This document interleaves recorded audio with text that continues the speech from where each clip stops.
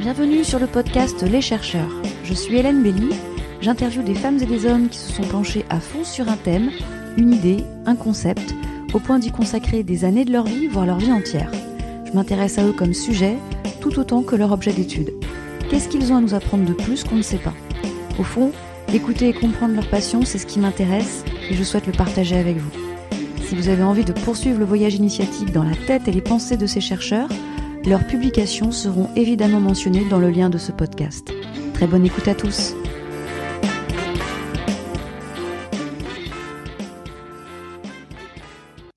Aujourd'hui, sur le podcast Les Chercheurs, j'accueille Corinne Deschelette. Corinne, vous êtes chercheuse en biologie cutanée et vous étudiez la peau sous toutes ses coutures. Cette tunique unique, pour reprendre vos mots. À partir de votre formation scientifique, vous appréhendez notre peau à la charnière de toutes les sciences, de la biologie en passant par l'histoire et l'anthropologie.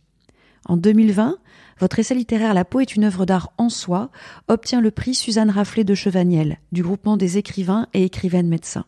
C'est d'ailleurs Suzanne qui nous a mis en contact et je ne la remercierai jamais assez car votre approche interdisciplinaire fonde la raison d'être de ce podcast. Vous ne vous arrêtez pas là. En 2022, une collection de livres intitulée La peau analogique nous parle des comparaisons que l'on peut faire de l'organe peau avec d'autres matières telles que les tissus, le papier et même la politique. Vous allez aussi nous présenter votre société de conseil scientifique, la si bien nommée La peau autrement. Et découvrons surtout qui est Corinne Deschelette. Alors, première question. Vous dites avoir orienté toutes vos études et votre carrière sur la peau. À quel âge et comment vous est venue cette passion soudaine pour cet organe ? Mais je crois que ça remonte à des rêves de petite fille, puisqu'à l'époque, j'adorais les produits cosmétiques. Et c'est pour ça que j'ai décidé de faire des études de pharmacie. Alors, vous savez, dans une pharmacie, bien sûr, il y a les médicaments, mais il y a aussi toute la partie cosmétique et dermocosmétique. Et je vous avoue que c'est cette partie qui m'attirait le plus. Et donc, me voilà dans des études de pharmacie et je découvre des voies qui s'ouvrent à moi, comme l'externat, la possibilité de travailler dans les hôpitaux, l'internat. Et c'est cette voie que finalement je vais choisir et je vais passer 5 ans dans les hôpitaux lyonnais.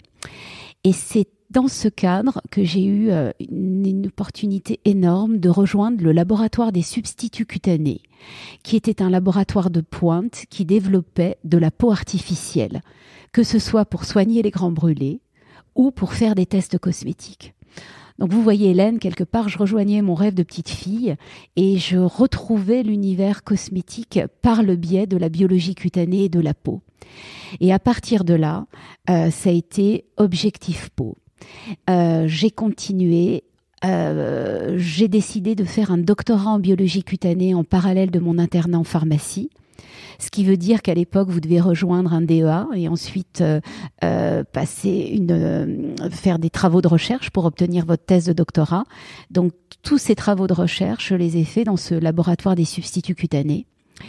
Et qui m'a permis d'avoir cette thèse. Et pour parfaire le tout et pour vraiment être à l'aise en cosmétologie, j'avais suivi à l'époque un diplôme universitaire de cosmétologie. Corinne, quel a été votre sujet de thèse ?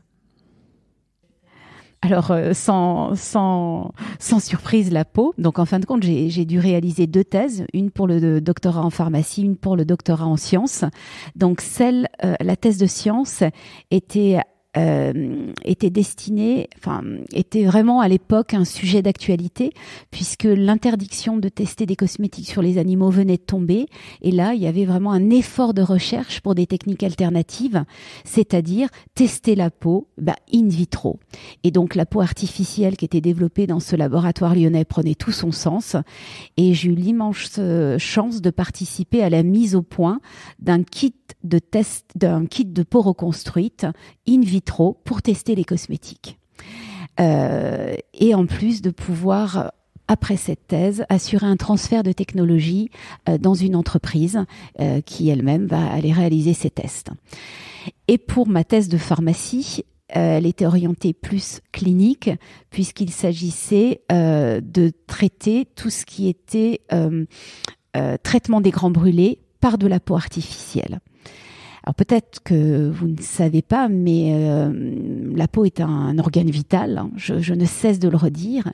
Et quand vous avez une brûlure qui va au-delà de 50%, vous êtes obligé de recouvrir les grands brûlés par une peau artificielle qui n'est somme toute pas aussi artificielle qu'on le pense, puisque on est capable aujourd'hui de prélever quelques centimètres de peau saine et de faire proliférer, pousser la peau, on va dire, en laboratoire pour 2 semaines après regreffer cette peau. Ça s'appelle la technique des feuillets épidermiques autologues.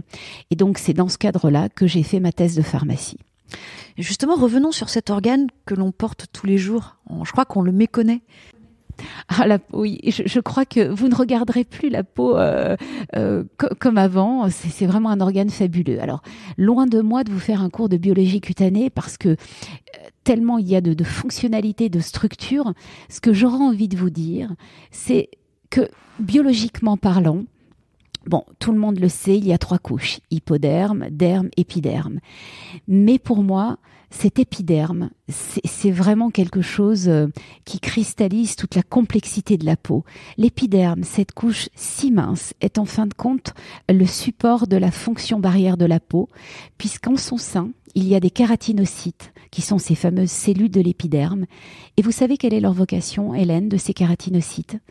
Eh bien, c'est de mourir, de se transformer en une cellule vivante molle, se transformer en une cellule sans vie, remplie de kératine dure. Et c'est cet ensemble qu'on appelle la couche cornée, c'est-à-dire ces kératinocytes remplis de kératine qu'on appelle des cornéocytes, qui sont liés par un ciment intercornéocytaire. Et c'est cette mince couche qui forme la fonction barrière de la peau. Et cet épiderme est en renouvellement constant. Tous les 28 jours, il y a un cycle nouveau et cette couche cornée se renouvelle. Donc vous voyez, dans cette mince couche de peau, il y a un bon nombre de processus physiologiques complexes en interrelation pour avoir cette peau saine.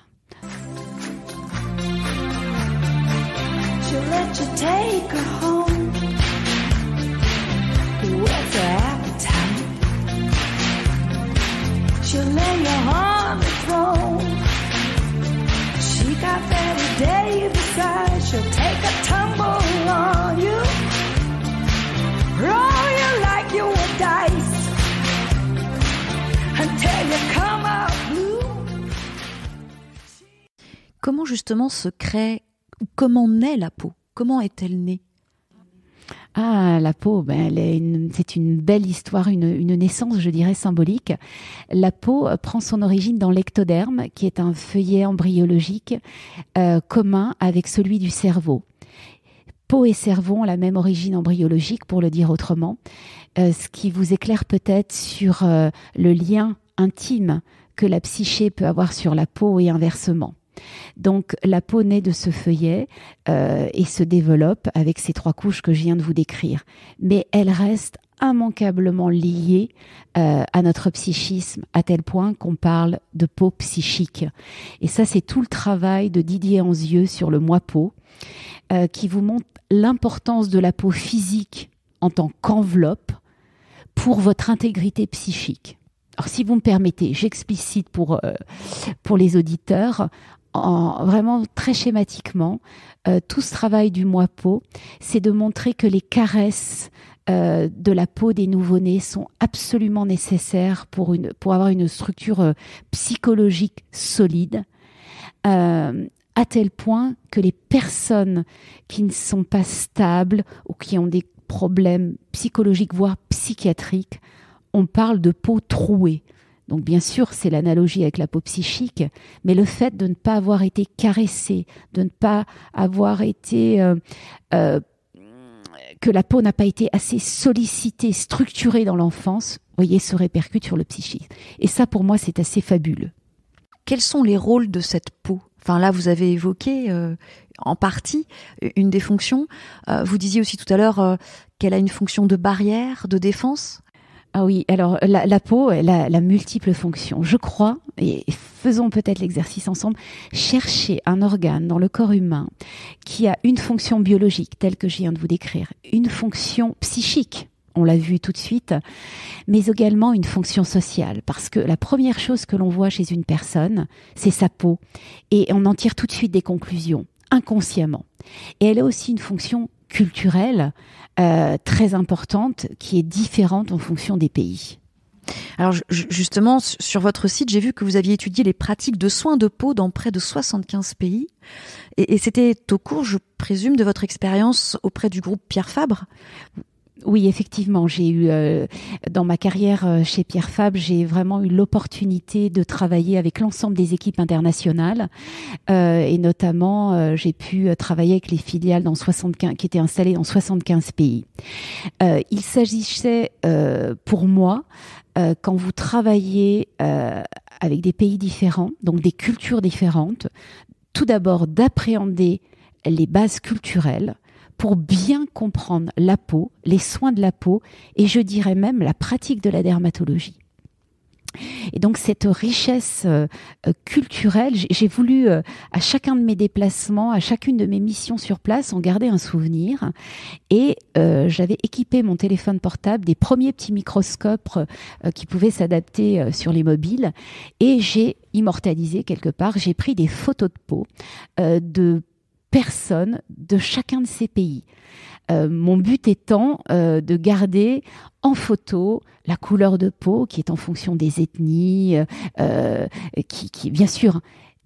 Mais vous allez voir que ces photos, elles ont eu une toute autre destinée finalement. Alors justement, vous avez pris donc des photos de peau du monde lors de tous vos voyages, et je crois que ces photos, vous en avez fait un concept artistique qui s'appelle Porigami. Oui, Hélène, en fin de compte, c'était absolument pas prévu. À la base, ces photos de peau étaient au final pour faire une immense carte du monde des couleurs de peau. Il s'est passé quelque chose. Très pratico-pratique l'histoire, et je vous la livre parce que je cherche toujours ce qui s'est passé. Quand j'ai été retirer les photos chez le photographe, elles étaient carrées au lieu d'être rectangulaires. Et comme je suis une grande passionnée du Japon, ces photos carrées m'ont fait penser au papier origami. Elles avaient la même taille, 15 cm par 15 cm. Et je ne sais pas pourquoi, et je ne pense que je ne le saurais pas, j'ai plié ces photos, une première photo en 4, en me disant, mais j'aurais pas assez de surface pour faire cette carte du monde. Et je me suis mis le challenge d'utiliser ces photos perdues, on va dire, qui étaient de modéliser la peau en origami, parce qu'avec des origamis, vous pouvez reproduire toutes les structures, toutes les formes géométriques que vous voulez. C'était un petit défi personnel que je n'explique toujours pas, qui a abouti au concept porigami. Donc, vous l'avez compris, la peau et des origamis, c'est un cours, en fin de compte, de biologie cutanée par des origamis de peau.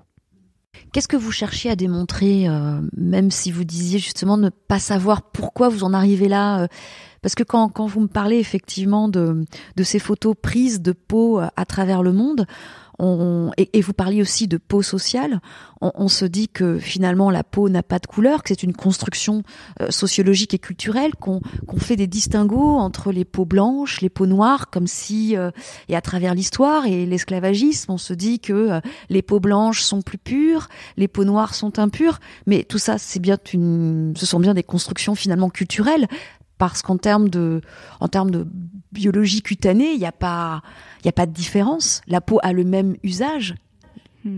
Hélène, je reconnais bien la sociologue qui est derrière le micro, là. Effectivement.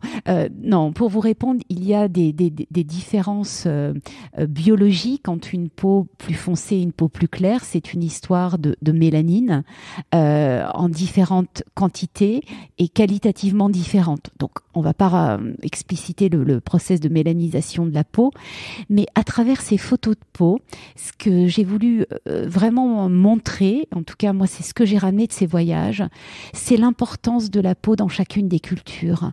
Que vous expliquez pour exemplifier? Vraiment peut-être celui qui me vient à l'esprit, c'est la peau japonaise forcément. j'ai mieux compris les rituels de beauté des Japonaises parce que ça avait trait à l'histoire du Japon, à la culture du Japon. Ce blanc des geishas, ce blanc pur, cette culte de la blancheur qui est, comme vous dites, également en lien avec des aspects sociaux. Mais il y a une pureté, il y a une aspiration à avoir cette beauté des geishas. Et d'ailleurs aussi, un autre trait culturel, les Japonaises disent qu'elles veulent avoir la peau aussi rebondie qu'un mochi, qui sont ces gâteaux traditionnels japonais. Bon, ça trêve d'anecdotes.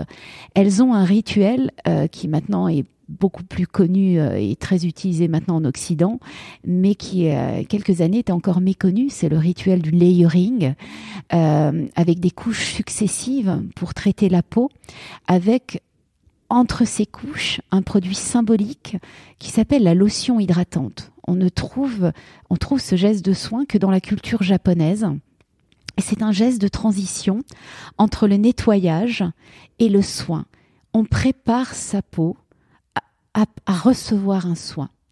Alors, quel est le lien avec la culture japonaise? Ce souci du détail. Et je compare souvent le layering. Pour moi, il renvoie à la cérémonie du thé, avec ses codes, ses détails, ses précisions. Chaque soin doit être mis avec un geste particulier. Et pour moi, c'est une expression, je dirais, cosmétique d'une partie de la culture japonaise. Et j'aurai d'autres exemples à travers le monde. Et l'ensemble, moi j'appelle ça la beauté interculturelle, rituel de soins interculturels, et forcément, dans culturel, il y a la culture. Et je crois qu'aujourd'hui, on doit vraiment, quand on parle de peau, placer la peau dans son contexte socio-culturel pour bien la comprendre et bien la soigner.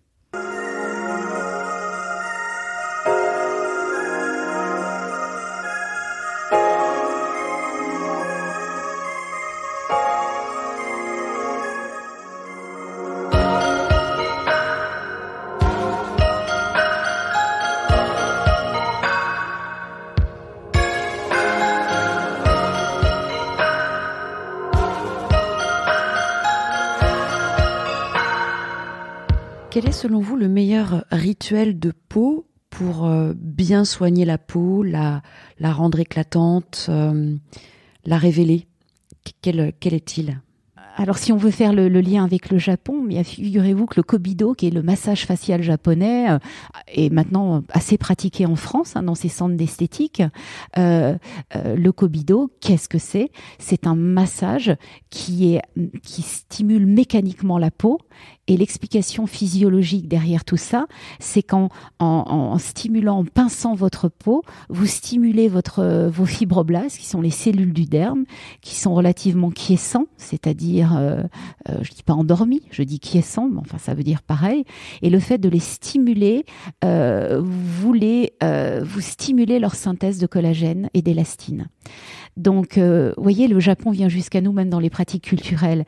Mais il y a d'autres massages de ce type dans les cultures, d'autres rituels dont je pense nous pourrions prendre enseignement également.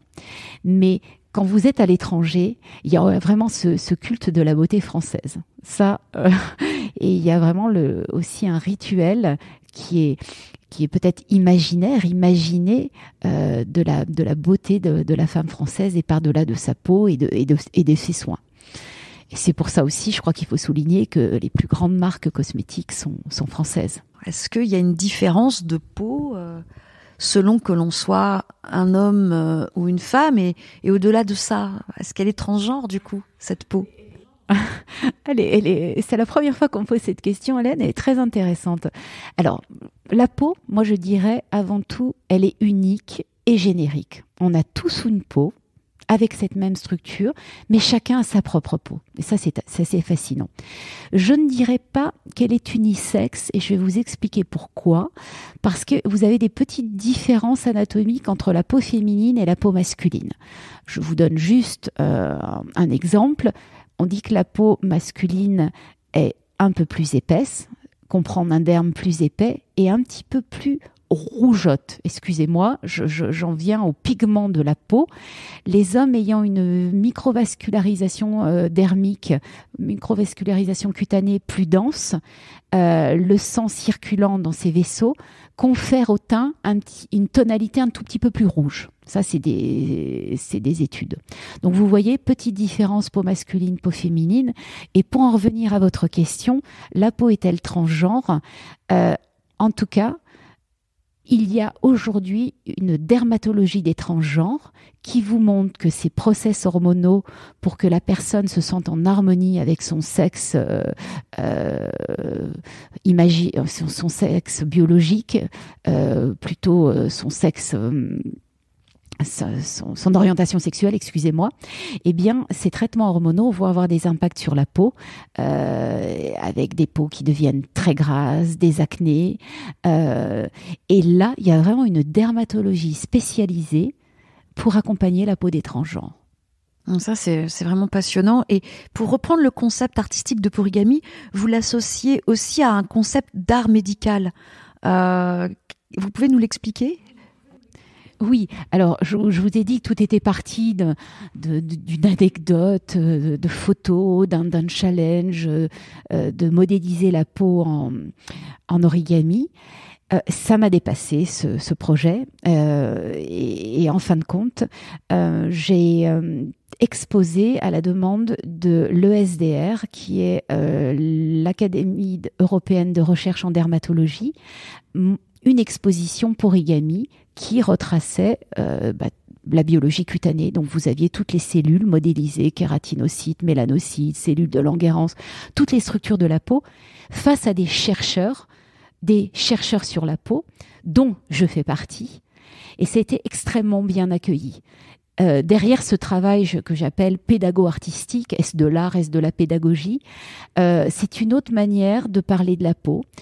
Et j'ai continué dans ce sens, où j'ai ensuite modélisé toutes les dermatoses, toutes les pathologies de la peau, dans une exposition que j'ai appelée Porigami Dermatogamie. Donc, je représentais la peau malade. Idem, j'ai été sollicitée par l'EADV, qui est l'Académie européenne de dermatologie, où j'ai pu faire une exposition devant 8000 dermatologues, où j'ai eu des échanges très riches, parce que l'art relie. Mais surtout, ce dont je suis le plus fière, c'est que ce travail permet de servir la cause des patients atteints de dermatose. J'ai travaillé avec des associations de patients et on se sert de cet art médical pour sensibiliser le grand public. Notamment, j'ai travaillé avec l'Association française du vitiligo où ils avaient organisé un tour de France du vitiligo. Et pour sensibiliser le grand public à cette maladie affichante, une œuvre collective a été réalisée tout au long de ce tour de France. Chaque personne pliait un origami de peau atteinte de vitiligo. C'est une décoloration, une dépigmentation localisée de la peau. Donc vous avez des taches blanches et en gros le mélanocyte n'est plus fonctionnel, voire ou est tué, ou est mort. Et donc c'est une maladie où vous avez ces fameuses taches de peau qui évoluent au cours du temps. Et donc là, le fait que le grand public choisissait un carré de peau vitiligo, donc différentes taches, différentes couleurs, mais ce contraste était bien là. Rien que dans le fait de choisir ce papier pour faire ce petit pliage qui était symbolique, la personne était, je pense, en pleine conscience, 2 minutes en train de se dire « ça c'est une peau de vitiligo, une peau que je n'ai pas et que la personne en face de moi a ». Donc une prise de conscience parce que quand on a une peau saine, on ne se rend pas compte de la chance qu'on a. C'est seulement quand le premier petit bouton apparaît ou la tache qu'on se dit, ou que l'on voit sa peau. Donc j'en reviens à mon propos, excusez-moi. Donc cette œuvre collective a permis aussi un dernier message. Une fois qu'elle a été réalisée, c'était un tableau géant de pliage de peau. C'était assez beau. Et le message qui était passé, c'est même malade, même atteinte de vitiligo, la peau est belle et c'est notre peau. Et ça, c'est vraiment quelque chose. Toutes les peaux sont belles, quelle que soit la couleur. Les dermatoses, il y a la dermatologie, cette science de la peau pour justement revenir à une peau saine. Voilà un petit peu le cadre de mes recherches sur Porigami et je continue. Et j'ai la chance d'avoir été invitée au mois de mai. Et pour moi, je dirais que c'est une consécration où la boucle est bouclée. Je suis invitée à Tokyo, donc au Japon, à l'ICID, qui est l'International Society of Dermatology Investigation, donc le grand congrès mondial de la peau, où devant, je pense, un public quand même international mais japonais, présenter Porigami et surtout les travaux de recherche associés avec les dermatologues et les patients.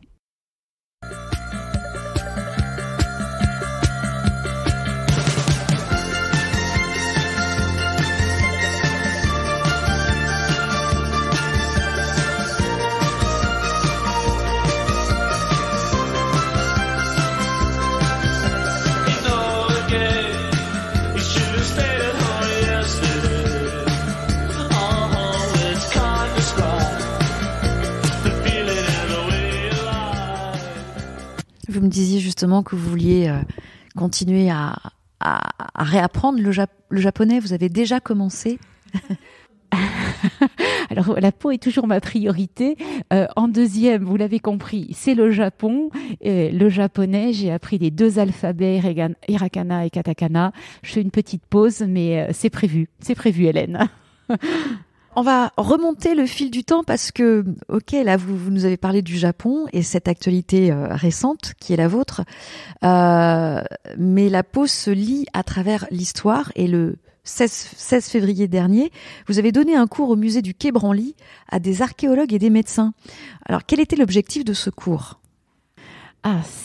Ce cours a été donné dans le cadre d'un diplôme d'université, qui est le diplôme d'université d'archéologie et de paléomédecine, donc au musée du Quai Branly, parce que j'ai l'immense privilège d'avoir été sollicitée pour faire partie de l'équipe des chercheurs en tant que chercheur associé au LAB, qui est le laboratoire d'anthropologie, d'archéologie et de biologie, qui est localisé à l'université de Versailles, et associé à l'université Paris-Saclay, et dont le directeur est le docteur Philippe Charlier, qui est également directeur de la recherche et de l'enseignement au musée du Quai Branly.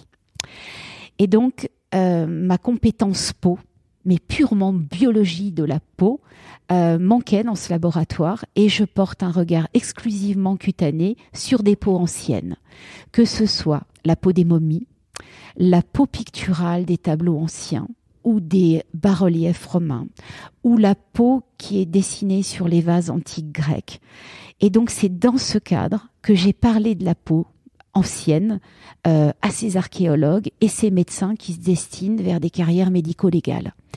Et là, c'est tout autre champ de la peau qui s'est ouvert à moi, avec la pratique de l'éco-diagnostic dermatologique. En fin de compte, cela consiste à diagnostiquer une dermatose dans des tableaux anciens. Et dans ce cours de 3h30, focalisé sur ces peaux anciennes, les interactions ont été très enrichissantes et on voit vraiment que la peau est au croisement de nombreuses disciplines. Je ne cesse d'en découvrir. Je pensais qu'après avoir fait le tour de la peau avec la biologie cutanée et la dermatologie pour les sciences exactes dont vous parliez au début de l'entretien, ensuite j'ai abordé la peau par le prisme psychologique et de la psychodermatologie, où j'ai eu le privilège de rencontrer le docteur Daniel Poméret, qui était aussi une des pionnières en psychodermatologie. Comment on soigne la peau, pas seulement par des traitements, mais par de la psychanalyse. Jusque-là, ce sont une génération de médecins qui avaient été formés aux techniques psychanalytiques. De l'anthropologie, il me manque la sociologie, mais je vous en ai déjà parlé, et la philosophie aussi nous éclaire sur la peau. Donc, un voyage infini. Un voyage infini et comme je le disais en introduction, une collection d'ouvrages, La peau analogique, a été publiée là au début de l'année 2022 et on voit bien au travers de ces 3 premiers ouvrages édités, je pense qu'il y en aura d'autres, que vous retracez cette histoire de la peau et l'impact que cette peau a dans nos vies, soit parce que elle est un tissu, comme vous dites, unique, soit parce qu'aussi elle se constitue en strates, comme sur un plan politique, on peut expliquer l'organisation de l'Assemblée nationale. Enfin, j'ai trouvé que l'ouvrage qui s'intitule Politique, écrit avec ce jeu de mots, avec le mot pot à la place du préfixe PO, j'ai trouvé que c'était passionnant à lire. Et justement, vous avez rédigé cette collection de livres avec Patrick Moureau. Quel est votre objectif ? Patrick Moureau, il faut juste que je vous replace comment j'ai connu ce dermatologue, qui est dermatologue, mais aussi médecin, écrivain et essayiste. Encore une belle rencontre sous le signe de la peau, et grâce aux réseaux sociaux, puisque j'avais décidé de tweeter sur la peau, que sur la peau, je m'effaçais au profit de la peau, puisque mon compte Twitter s'appelait à l'époque Peau à Peau. Et mon compte Twitter Peau à Peau a rencontré un compte qui s'appelait Sciences Po, PEAU. Et qui était derrière ce Sciences Po ? Le docteur Patrick Moureau. Et c'est une incroyable rencontre dans un colloque de la Société française des sciences humaines sur la peau. On découvre que derrière ces deux comptes Twitter, on se découvre d'ailleurs en chair et en os. Et là, c'était évident que l'on devait travailler ensemble. Et dans notre atypicité, je pense, on avait envie d'écrire quelque chose de différent sur la peau. Et voilà comment est née la peau analogique. Et vous voyez, on parlait de rencontres de peau. Je crois vraiment que la peau est vraiment sociale, Hélène. Et donc, avec le docteur Moureau, on s'est engagé, on s'est mis le défi, parce que 6 livres vont paraître d'ici fin 2023. Donc là, il y en a un qui est prêt à sortir, qui est sur la rampe de lancement. La peau analogique, comme son nom l'indique, nous faisons des analogies avec d'autres domaines, que ce soit la politique, le papier, le tissu, mais vous allez voir bientôt l'architecture, voire même la pâtisserie. Vous allez voir qu'en croisant des disciplines, on arrive à expliquer la peau d'une autre manière, qui est totalement accessible aux non-initiés. On arrive, par le biais de ces analogies, de ces métaphores, à aller très en profondeur dans la peau, à ramener des concepts qui ne sont pas évidents, aller vraiment voyager dans ce monde cutané qui nous ouvre ses portes tous les jours un peu plus.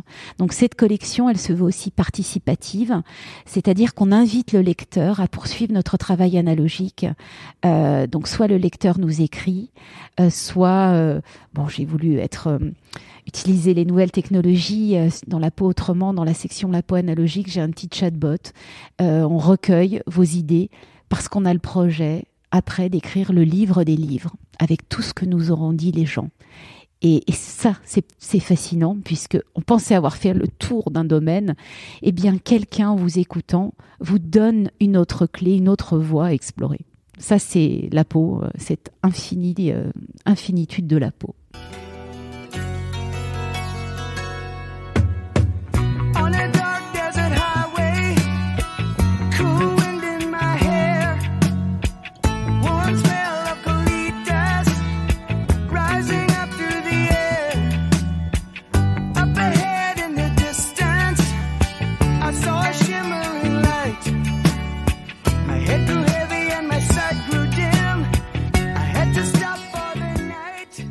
Vous continuez à être en connexion avec les gens sur cet organe peau au travers de votre société de conseil scientifique, la peau autrement. Vous y tenez à ce titre. Après vos 25 ans de carrière chez Pierre Fabre, je pense qu'aussi tout ça c'est un continuum. Vous poursuivez en fait votre travail. Vous ne cessez de poursuivre votre passion sur la peau. Et donc vous mettez à disposition votre expertise et créativité au service des marques. Mais que faites-vous exactement avec ces marques ? Alors Hélène, puisque j'ai choisi le nom de ma société La Peau Autrement, alors j'espère faire autrement. En tout cas, je m'y emploie. Autrement, ça veut dire donc un conseil scientifique sur une base scientifique solide, je crois que vous l'avez compris.